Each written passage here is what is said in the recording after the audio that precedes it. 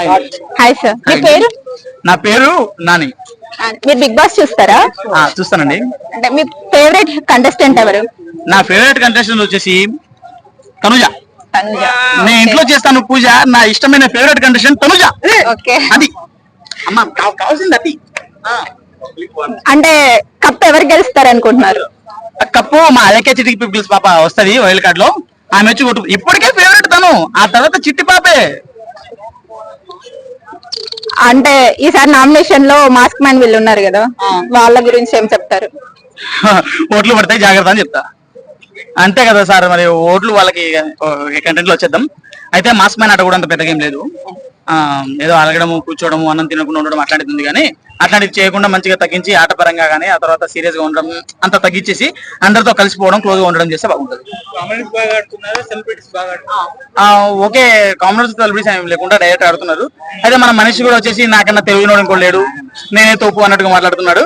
ఇంతకు ముందు కూడా మీలో కొడిషన్ కూడా వచ్చిండు మనిషి, అక్కడికి కూడా వచ్చిండు. నా ప్రోగ్రామ్ చూసినప్పుడు కూడా నేను కొంచెం చిన్నగా ఉండే, కానీ మనం గుర్తుపెట్టినా అదే గుండె మీద వచ్చిండు. కొంచెం గడ్డ మెచ్చుకొని వచ్చినప్పుడు కానీ మనిషి కూడా మంచిగా ఆడుతున్నాడు. కానీ కొన్ని సార్లు లాజిక్ థింగ్స్ పక్కన పెట్టేసి నాకన్నా తోపు వేయటో లేడు అన్నట్టుగా మాట్లాడుతున్నాడు. కానీ లేదు, మంచిగా ఆడుతున్నాడు. మంచిగా లేదు బ్రో, తనకు ఆల్రెడీ బ్యాట్ నేమ్ బయట కొంచెం ఇదయింది. అలాగే లోపలికి పోయినాక ఆ వారంలో అందరికి తెలిసిపోయింది కాబట్టి ఇక బయటకు పంపించడం జరిగిందేమో. ఆ విషయాన్ని మనం ఇంత తక్కువగా మాట్లాడుకుంటే అంత మంచిది. ఆ విషయంలో జానీ మాస్టర్ గారు నన్ను పొగుడతారేమో. సుమన్ శెట్టి బ్రో చాలా బాగా ఆడుతున్నారు. ఆయనకి కొంచెం సింపతి కూడా బయట ప్లే అవుతుంది. అందరూ వన్ సైడ్ అయిపోతున్నారు. సుమన్ శెట్టి ఒక సైడ్ అయిపోతున్నారు. అంటే అతను సైలెన్స్ ఉన్నారని మిగతా వాళ్ళు అనుకుంటున్నారు. అదే ఏమంటారంటే ఇప్పుడు నేను ఆయన ఎంత హైప్ ఇస్తున్నాను అనుకోకు. ఆయన ఉన్న రోజులైనా కానీ సింహం ఎప్పుడైనా వేటాడేటప్పుడు 2 అడుగులు వెనకాల ఇస్తుంది, అట్లే అనుకోవాలి మనం. ఆ తర్వాత వేటాడుతుంది. ఆయన రీసెంట్ గా వచ్చిన ఓటింగ్ లో కూడా ఆయనకి సెకండ్ ప్లేస్ ఉండే, తనుజాకి ఫస్ట్ ప్లేస్ ఉంది, ఆయనకి సెకండ్ ప్లేస్ ఉంది. నెక్స్ట్ డెమన్ పవన్ వెళ్ళిపోవచ్చు బ్రో. కొంచెం ఇది లేదు కదా, డెమన్ పవన్ వెళ్ళిపోవచ్చు.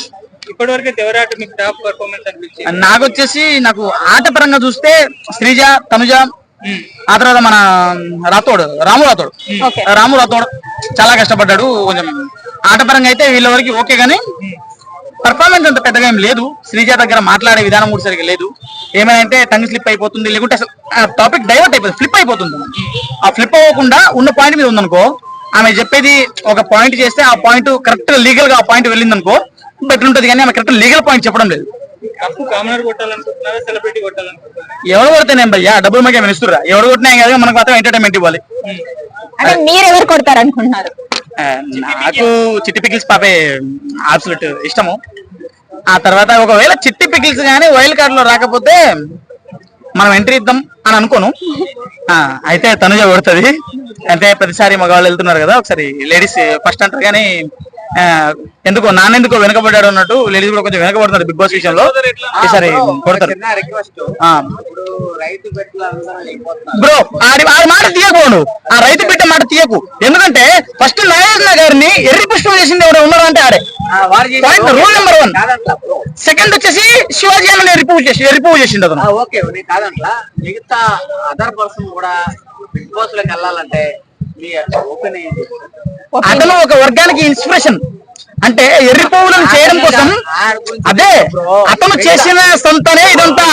నార్మల్ కామన్ పీపుల్స్ వెళ్ళాలని వెళ్ళారు కదండి, లక్షల్లో వచ్చినాయి. ఇన్స్టా ఫేమస్ ఉన్న వాళ్ళే వెళ్ళారు. కొంతమంది హరీష్ కి 30 మంది ఫాలోవర్స్ ఉన్నారు. ఎక్కడ ఫేమస్ అతను వెళ్ళలేదా? ఆ తర్వాత ప్రియా కూడా 10,000 మంది ఫాలోవర్స్ ఉన్నారు. తర్వాత మొత్తం ఫాలోవర్స్ పెరిగారు. శ్రీజ అయితే ఎప్పటి నుంచో ఉన్నారు. బట్ ఎంత సెలబ్రిటీ అయినా కానీ ఇన్ఫ్లుయెన్సర్ వేరు, సెలబ్రిటీ వేరు. ఇప్పుడు మీరు కూడా యూట్యూబ్ ఛానల్ పెట్టుకున్నారు. మీరు సెలబ్రిటీ ఇలా చెప్పండి, ఒక్కొక్కరికి లక్ష సబ్స్క్రైబర్ ఉంటారు. సెలబ్రిటీ అయిపోతారా? అయిపోరు కదా. అందరం కామన్సే. అది ఇప్పుడు నా వ్యూస్ నాకు పెట్టింది సపోజ్ 1,00,000 వ్యూస్ వచ్చింది అనుకో, నేను సెలబ్రిటీ అయిపోతానా? కాలం కదా. కామర్స్ గానే ఉంటాం. పెద్ద స్క్రీనే, చిన్న స్క్రీనే. ఇది ఇంకా మినీ స్క్రీన్ మన ఫోన్లు. ఈ స్క్రీన్ బుల్లితెర మీద ఉన్న వాళ్ళనే ఎవరు దిగడం లేదు. వెండితెర మీద ఉన్న వాళ్ళు కూడా సగం మందిని దిగుతున్నారు. ఇంకా మన చిన్న స్క్రీన్ లో ఉన్న వాళ్ళు చిన్న స్క్రీన్ కే పరిమితం. మన మీడియా అన్న పర్సన్ వెళ్ళాడు కదా యూట్యూబ్ ఛానల్. వెళ్తారు బ్రో, వెళ్తారు. కానీ అదే చిన్న స్క్రీన్ వాళ్ళు చిన్న స్క్రీన్ కే పరిమితం అయిపోతున్నారు. చిన్న స్క్రీన్ వాళ్ళు అగ్ని పరీక్ష పెట్టారు.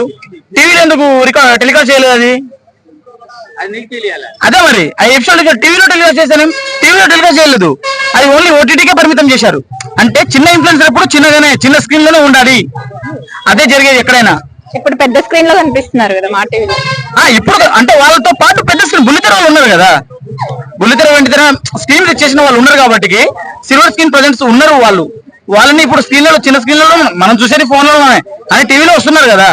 ఇప్పుడు లేడీస్ దృష్టిలో జెంట్స్ దృష్టిలో చదువు వచ్చినా గానీ టీవీలో చూసే వాళ్ళ దృష్టిలో కూడా పడతారు కదా. అట్లా పడితే ఒక పేరు అనేది వాళ్ళకి తెలుస్తుంది. అదేలే గానీ thank you. Okay, thank you.